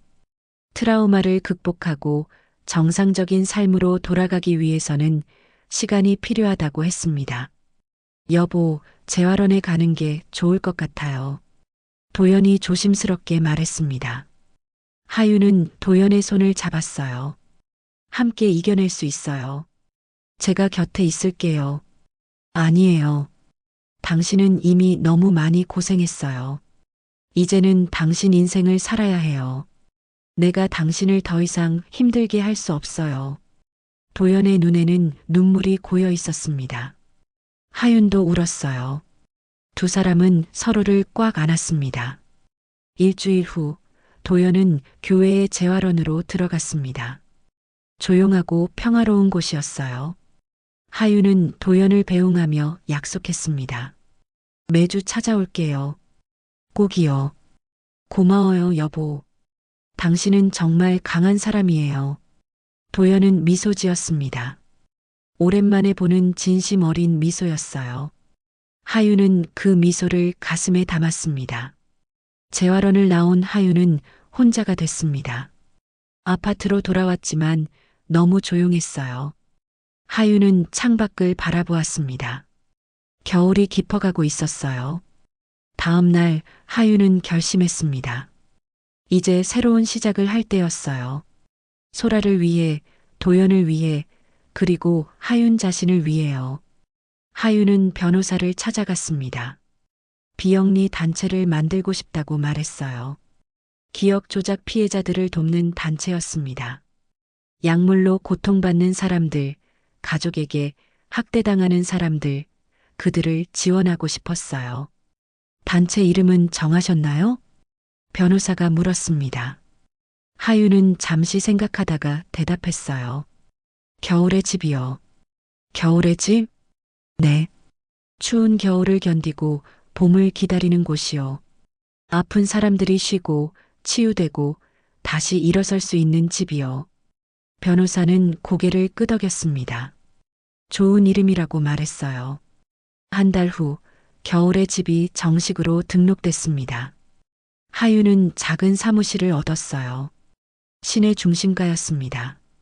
소라의 약국에서 멀지 않은 곳이었어요. 사무실을 꾸미는 동안 많은 사람들이 도와줬습니다.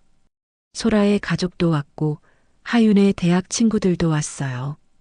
벽을 칠하고 책상을 놓고 상담실을 만들었습니다. 개소식 날 작은 플래카드를 걸었어요. 겨울의 집, 기억 피해자 지원센터라고 적혀 있었습니다. 하윤은 플래카드를 바라보며 소라를 떠올렸어요. 언니, 이거 언니를 위한 거예요. 언니처럼 용감한 사람들을 돕고 싶어요. 하윤은 마음속으로 말했습니다. 첫 상담은 일주일 후에 시작됐습니다. 51살 여성이 찾아왔어요. 남편에게 약물 학대를 당했다고 했습니다. 하윤은 그녀의 이야기를 들으며 손을 잡아줬어요. 괜찮아요. 이제 안전해요. 제가 도와드릴게요. 여성은 눈물을 흘렸습니다. 하윤도 눈물이 났지만 참았어요. 이제는 울 때가 아니었습니다. 누군가를 도울 때였어요. 한 달이 지나고 두 달이 지났습니다. 겨울에 집을 찾는 사람들이 늘어났어요. 하윤은 바빴지만 보람찼습니다. 누군가의 고통을 덜어줄 수 있다는 것이 행복했어요.